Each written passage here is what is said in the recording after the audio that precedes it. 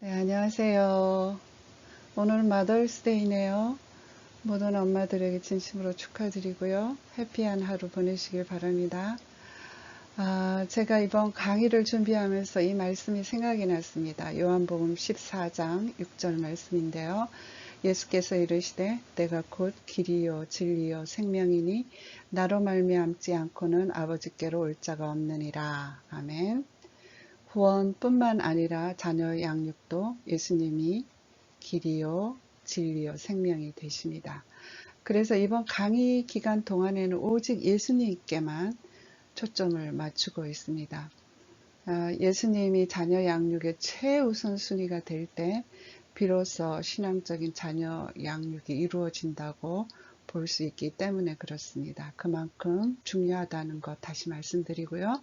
잠시 기도드리고 오늘 강의 시작하도록 하겠습니다. 하나님 아버지, 세 번째 강의를 시작합니다.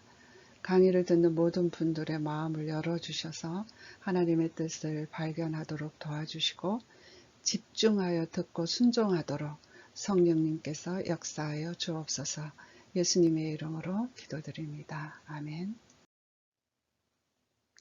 먼저 지난주 강의 잠시 요약해 드릴게요. 첫 번째로 우리가 알아본 것은 예수님의 출생 과정을 통해서 성령님의 역사는 장소나 나이나 환경이나 인간의 이성 등 그 어떤 것에도 제한을 받으시지 않는다라는 내용을 말씀드렸습니다. 즉 성령님의 역사는 모든 것을 초월한다라는 사실에 대해서 말씀드렸고요.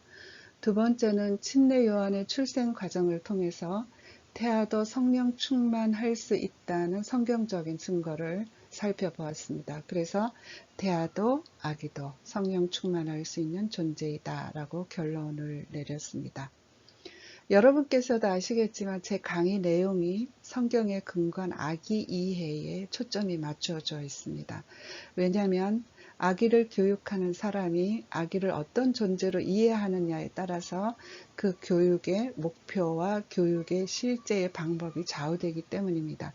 예를 들어보면 아기도 성령 충만할 수 있는 존재라고 믿는 성도는 같은 예배를 드려도 그 부모의 마음가짐과 기도와 아기를 다루는 방법이 다 다를 수밖에 없지요.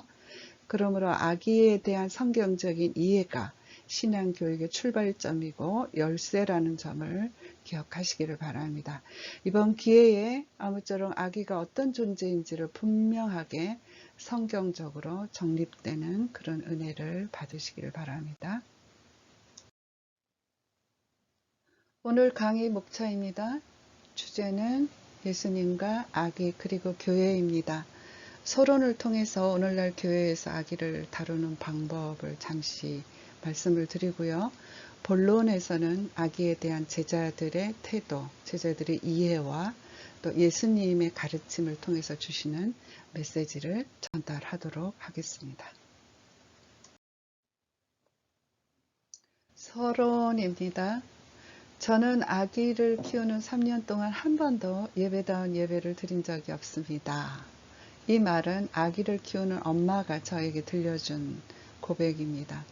눈물을 글썽이면서 그 당시 저에게 했던 이 말은 그간의 마음고생이 고스란히 저에게 전해져서 가슴 아팠던 기억이 있습니다. 저는 사역하는 동안 아기를 제 양이라고 생각해 본 적이 없습니다. 이 말은 안타깝게도 제가 어느 교회에서 세미나를 마친 후에 그 교회 담임 목사님께서 저에게 하신 말씀입니다. 물론 그 이후에 아기를 최선을 다해 돌보는 교회로 변화되었지만 제가 이 말을 인용하는 것은 아기가 어떤 존재인지에 대해서 잘 모를 때 교회에서 일어날 수 있는 일들이기 때문에 그렇습니다. 그 외 현상에서도 잠시 살펴보도록 하겠습니다.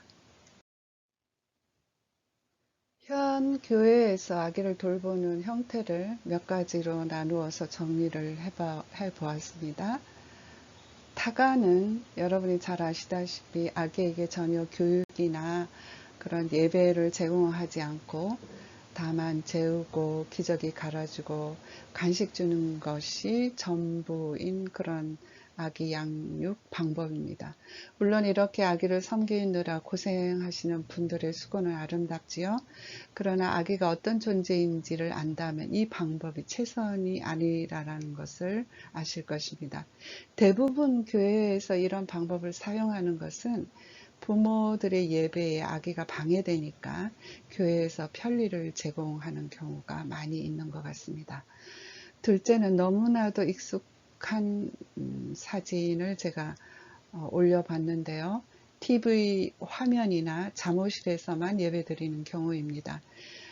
사실 예배실이라고 명명은 하지만 실제로는 예배의 초점이 맞춰지지 않고 부모들은 잡담하고 아이들은 장난감을 가지고 노는 무질서한 현장이 많이 있습니다. 셋째는 아기만 교육하는 경우입니다. 교육하는 그 자체는 너무나 귀한 일이죠.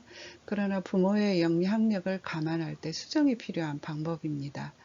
싱크 오렌지를 쓴 레지 조이너는 보통 교회가 한 생명에게 영향을 미칠 수 있는 시간은 1년에 40시간 뿐이다.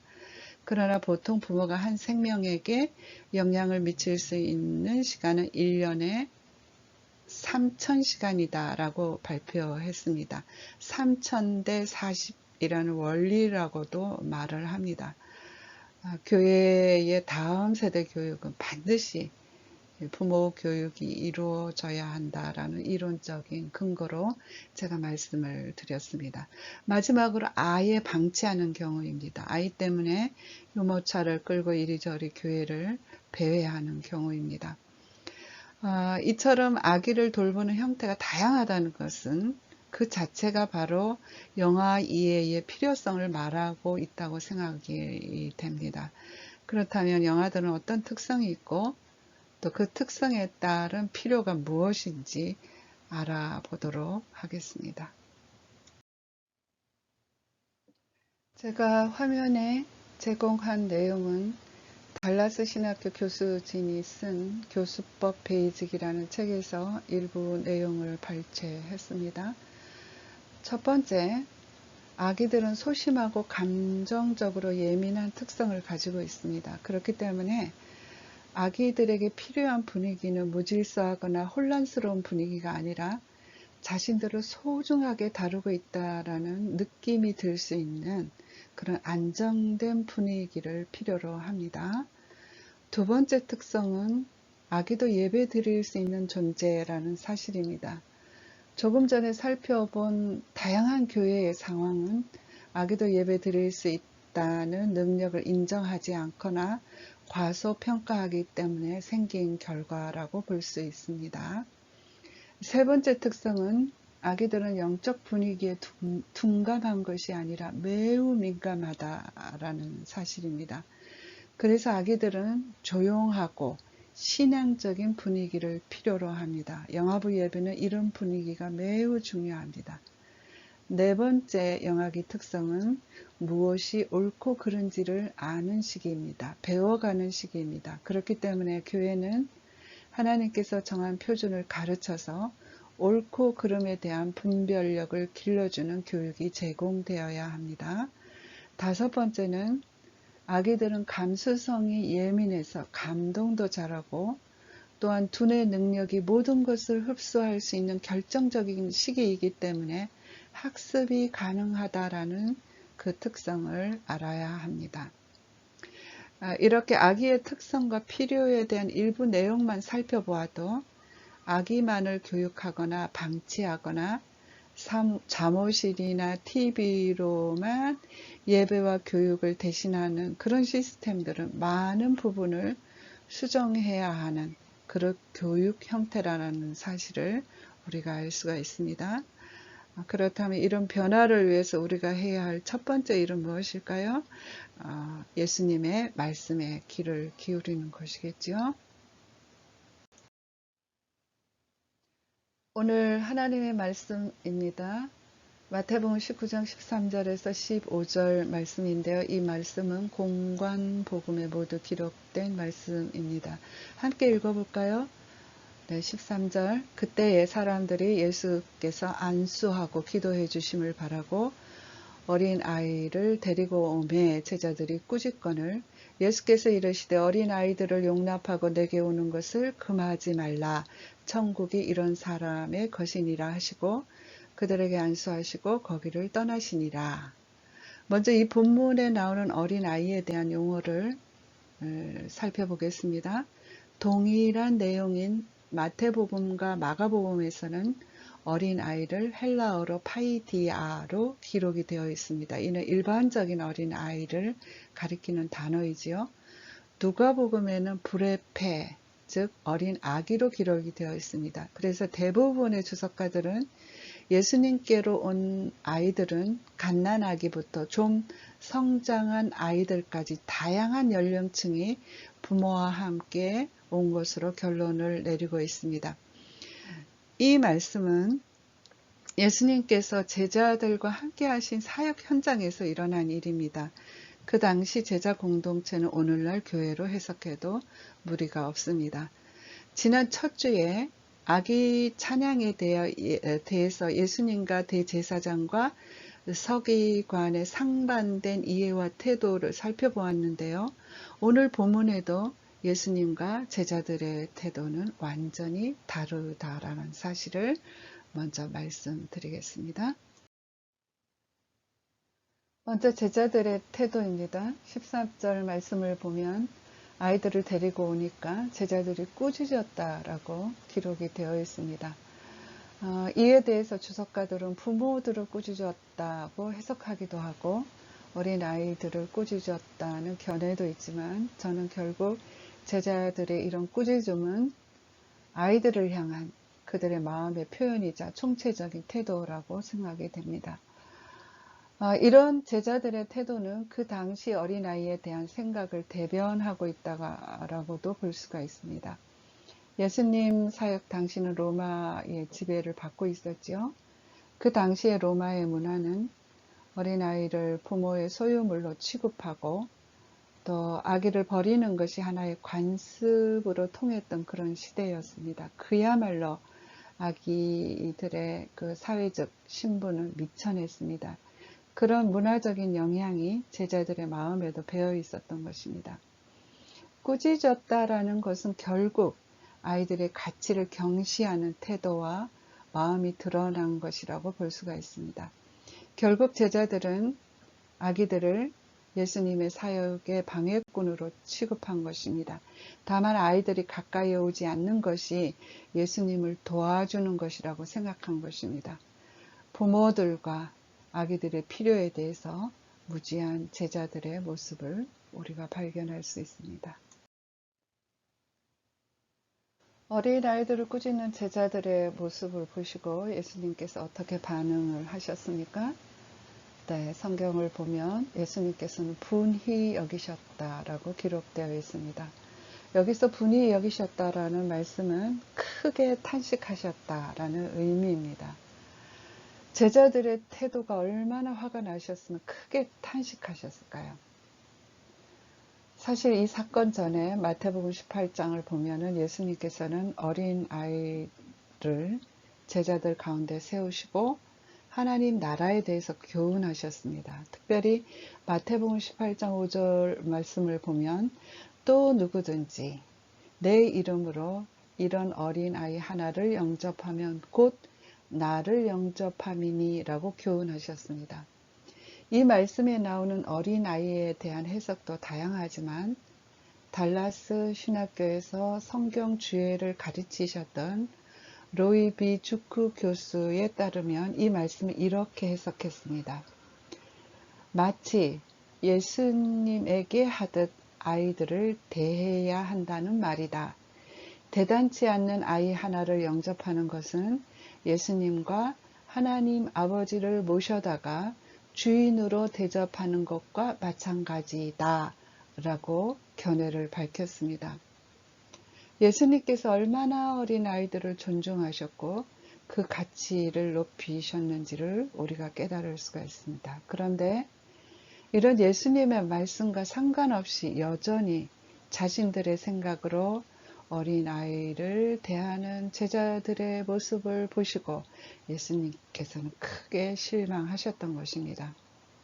예수님의 말씀에 대한 영적인 깨달음 없이 아이들을 소홀히 다루고 경시하는 제자들의 태도에 견딜 수가 없으셨던 것입니다.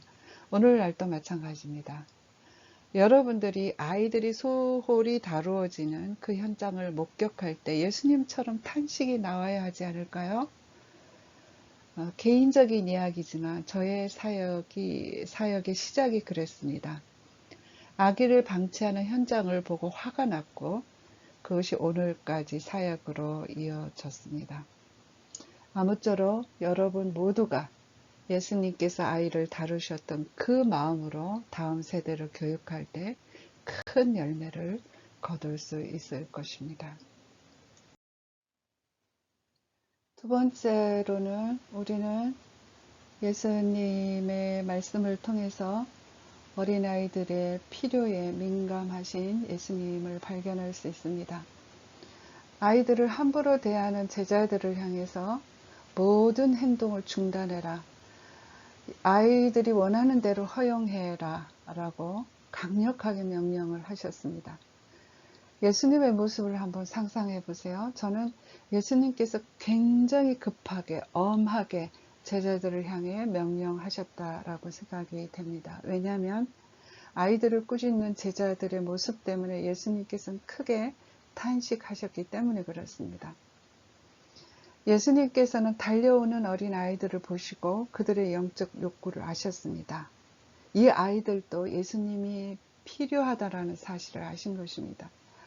그래서 어린 아이들을 안으시고 천국이 이런 자의 것이니라고 그 가치를 선포하실 뿐 아니라 아이들의 영적인 필요를 채워주시기 원하셔서 제자들을 향해 강력하게 명령을 내리신 것입니다.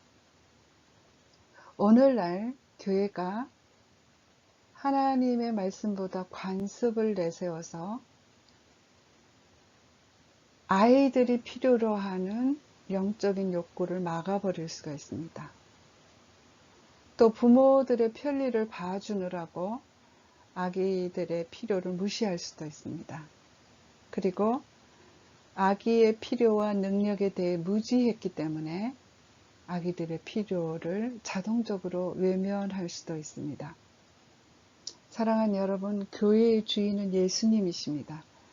그렇기 때문에 예수님께서 탄식하는 일은 우리도 함께 탄식해야 되고 예수님께서 허용하시고 용납하는 일에는 함께 용납하고 허용해야 합니다. 이런 교회가 예수님께서 원하시는 온전한 교회라고 생각이 됩니다. 세 번째, 예수님께서는 부모들의 필요도 아셨습니다. 성경 본문을 보면 부모들이 예수님이 자신의 자녀에게 안수하고 기도해 주시기를 기대하며 어린아이들을 데리고 왔다라고 기록되어 있습니다. 여기서 말하는 데리고 오매라는 의미는 어떤 대상을 친절을 베풀어 줄 준비가 되어 있는 인격체에게로 데려간다라는 뜻이 포함이 되어 있습니다. 그 당시에는 부모들이 랍비나 서기관들에게 자녀들을 데리고 가서 안수받는 것이 관습이었어요. 그래서 부모들은 예수님이 어떤 분이신지 알았을 것입니다. 그 예수님에게 아이들을 데리고 와서 기도하고 안수해 주시기를 기대하며 온 것입니다. 예수님께서는 부모들이 왜 자녀를 데리고 왔는지 그 필요를 다 아셨습니다. 그래서 일일이 그들이 원하는 대로 아이들을 안고 축복해 주신 것입니다. 제자들은 부모들의 필요도 아기들의 필요에도 무지했지만 예수님께서는 다 아시고 그 필요를 채워주셨습니다. 제가 질문 한 가지 하겠습니다. 여러분은 오늘날 부모들이 매주 교회에 아기를 데리고 가는데 무엇을 기대하며 참석할까요? 어떤 부모가 아기를 데리고 교회에 올 때 단지 과자나 먹이고 잠옷이나 TV를 통해서 정신없이 시간을 보내기를 원하는 부모가 있을까요? 적어도 부모들은 자신들과 아기들에 대한 배려가 느껴지고 그들의 자녀 양육에 대한 현실적인 필요가 채워지기를 기대한다라는 사실을 교회가 알아야 합니다. 그래서 교회는 부모들이 아기를 데리고 오고 싶은 곳이 되도록 예수님처럼 부모들의 필요와 아기들의 필요에 민감해야 합니다. 이런 교회가 예수님께서 원하시는 교회가 아닐까요? 마지막 네 번째 예수님의 가르침입니다. 성경을 보면 예수님께서는 어린아이를 안고 안수하시고 축복하셨습니다.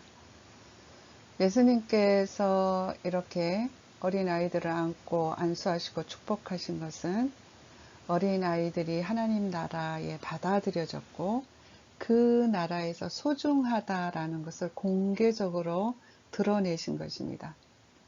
예수님께서는 그곳에 온 아이들을 한 명 한 명 안아주시고 축복하시기 위해서 오랜 시간을 할애하셨을 것입니다.